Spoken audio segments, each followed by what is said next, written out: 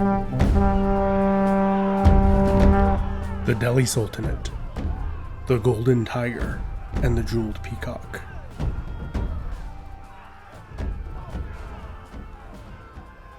For more than 3 centuries, a powerful sultanate emerged from the strategically located city of Delhi, which controlled the choke point between the Ganges and the Indus River Valley systems. At the height of its power, the Delhi Sultanate nearly conquered the entire Indian subcontinent, covering most of the territories of modern-day India, Pakistan, and Bangladesh. The Sultanate defeated the massive Mongol Empire's attempts to annex India, and it became a refuge for those fleeing the Mongols.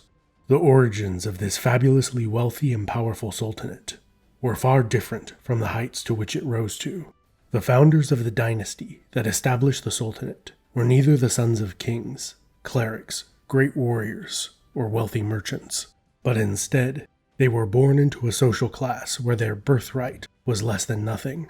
In fact, they didn't even own themselves. They were bought and sold multiple times. Some lost their freedom when they were sold by their own family members. In the latter half of the 12th century, while kings, emperors, and warlords determined the course of nations, a seemingly insignificant event was unfolding. In a East Persian town, a young Turkestani boy, who would later change the course of history, was being auctioned off. An elderly local magistrate purchased the boy. Luckily for the child, the old man was relatively kind. He raised him alongside his own sons and taught him valuable skills, including how to read and write, ride a horse, and how to shoot a bow and arrow. After the old magistrate died, his sons needed some extra cash, so they sold him to a merchant who later resold him to Muhammad of Ghor. Muhammad of Ghor was from a long line of aristocratic, brutal warriors from what is now Afghanistan. And what was extremely unusual for the time, he got along really well with his brother, Ghiyath al-Din Muhammad. Instead of killing each other, like many other powerful brothers of that era, they ruled alongside each other as joint sultans for 30 years. Periodically, the sultans gave gifts to those enslaved at the palace who did well in their performance review. The new guy, Kutubuddin Aybak's work performance impressed the sultan. Consequently, he received some lavish gifts. Then Aybak did something unusual. He distributed his gifts among all the other servants who had not received anything. The sultan was so impressed that he gave Aybak something he could not give away, a promotion to some sort of supervisor, and then later to the master of the stables. There, being able to read and write came in handy, and he was promoted to a logistics manager for the sultan's cavalry while on campaign.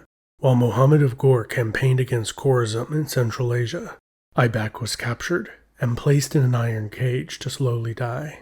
After successfully campaigning in the region, the sultan saw Aybak rotting in the cage. The pitiful sight greatly moved the sultan. After Aybak was released, he was given promotions and gifts, which he probably gave away. Aybak thrived in every job he was promoted to, up to the rank of general. After conquering the Indus Valley, the Ghurids felt confident they could conquer deeper into the Indian subcontinent. There, they faced the Rajputs, a warrior class trained since childhood in the art of war. For centuries, the Rajputs had crushed any attempt by Muslim states to expand to the east of the Indus Valley plain. The Ghurids thought they were different than all those that had failed before them, and then they got whooped on, beat up, and humiliated by the Rajputs. However, the Ghurids did not give up easily and learned from their mistakes. The following year, they returned with a new army that had a much larger cavalry contingent. The Ghurids used hit-and-run, feigned retreat tactics en masse against the Rajputs, who were unpracticed countering that tactic. This led to a resounding Ghurid victory. With the Rajputs defeated, little formidable resistance stood in the Ghurids' way. In only a few years, they conquered most of the northern Indian subcontinent, and then it nearly all fell apart even quicker. Muhammad of Ghor was slain under mysterious circumstances. With way too many suspects and literally medieval forensic investigative techniques, nearly everyone decided to blame everyone else, and the whole empire fell into civil war, with multiple factions vying for supremacy. As the civil war raged on, many rallied to Aybak's cause, as he had a reputation for being fair and generous. Over the course of 3 years, he defeated numerous rivals and consolidated his position in northern India. As his capital and base of operations, the cities of Lahore and Delhi were used. Lahore was a grand old city that had been the capital of multiple previous states and empires. In contrast, Delhi had been a relatively small, inconspicuous, fortified Rajput city that suddenly found itself at the nerve center of an emerging empire. Consequently, Delhi began to expand rapidly. Aibak finally established internal peace, prosperity, and stability in his new empire. So, he decided to do something fun and relaxing, like playing polo. Then he fell off his horse and died. Sold for a few coins early in life, Aibak died at the age of 60 with absolute control over a vast empire populated by millions of people. During his life, he was so famously generous that for the next 4 centuries in that region, calling somebody an Aibak of that time was a common compliment for a generous person. Aibak had no apparent successor, so the generals, officers, and nobles in Lahore did the democratic thing and voted for the most popular among them to be crowned the Sultan. A man named Aram Shah won the vote, and a peaceful transition lasted not much longer than about 5 minutes. The problem was, almost nobody outside of the corrupt old city of Lahore liked Aram Shah. The governors of the Sindh and Bengal rebelled. The rest of the military officers and nobles backed Aibak's son-in-law, Iltutmish. Iltutmish was probably not declared his heir, probably because Aibak thought he still might possibly have a newborn son. Iltutmish defeated the elected sultan, and then the rebel governors. Iltutmish had a very similar origin story to Aibak. When he was young, his own brothers, who were jealous that he was not only very intelligent, but also very good-looking, sold him to traveling merchants. After that, he was bought and sold multiple times, and ended up being owned by Aibak. Under Aibak's tutelage, Iltutmish rose through the ranks in the Ghurid and succeeding Delhi Sultanates. He became considered as Aibak's son, and later, near the time of Aibak's sudden death, he was freed and married one of Aibak's daughters. During Iltutmish's reign, he officially moved the Sultanate's capital from Lahore to Delhi, which began transforming into a grand imperial capital city. As Iltutmish expanded the Sultanate's territory, in the north, the Mongol horde overran the empire of Khorasan. As the Mongols moved westwards, an avalanche of refugees from Central Asia and the Near East poured into the Sultanate. As the entry points into the Sultanate were arduous, either through formidable mountain ranges, deserts, or by finding limited space on a boat. The refugees that arrived in the Delhi Sultanate were generally the wealthier members of their collapsed societies. Nobles, military elites, bureaucrats, artisans, architects, merchants, and scholars of all kind poured into Delhi's newly built neighborhoods. With them, they brought knowledge and as much wealth as they could possibly haul away from their destroyed homelands. By the end of Iltutmish's 25-year reign, the city of Delhi had transformed into a cultural, intellectual, and economic hub. But Iltutmish realized he had one big problem. All of his sons were a bunch of pleasure-loving lazy losers. He hadn't been much of a father to any of his surviving sons, as he spent all the time he could training his eldest son to succeed him, and when his eldest son died, he didn't like the backup options. On the other hand, he had a daughter named Razia, who had previously effectively administered the city of Delhi for a year while her father was campaigning against rebels. So he made the highly unorthodox decision by naming his daughter Razia as his successor. 5 years passed, and shortly before Iltutmish died, he summoned one of his sons to Delhi and declared him his heir. The new sultan, Ruknuddin, was an instant disaster when not blinding or killing family members and military officers. He enjoyed riding his elephant while drunk through bazaars while scattering gold coins on the ground, and he left most of the empire's administration to his mother. After 6 months of Ruknuddin's carnival of death, his sister Razia heard she was about to be executed. So, she came up with a risky plan. She attended a large congressional prayer and incited the crowd of commoners to storm the palace and capture Ruknuddin's mummy. The plan worked, and most of the soldiers in Delhi joined the rioting commoners. Hearing the news, Ruknuddin, who was trying to put down a revolt elsewhere, hurried back to Delhi with his army, where he was quickly captured and executed. After putting down a few rebellions, the empire's nobles and military officers accepted Orazia as the sultana. However, they expected her to be a puppet ruler, and she was not. She put her name on coins, rode about on her elephant at public state events like her father, and appointed her loyalists to all the top positions. Eventually, this was too much for the majority of the officers and nobles, so they rebelled, deposed, and replaced her with another one of her brothers. When the Mongols raided the Sultanate, he was either too scared or indecisive to attack them. So, the ruling council of 40 chiefs deposed him and replaced him with one of Iltutmish's grandsons. Eventually, like his aunt Razia, he mistakenly thought he was a real sultan, so they had him eliminated too. Then, they put another of Iltutmish's sons on the throne, and finally, on the 5th try, they got the puppet they were looking for. He had a long and uneventful reign, while a former Mamluk that had belonged to Iltutmish, named Balban, ruled from behind the throne. After the last of Iltutmish's heirs died without leaving an heir, Balban assumed the throne.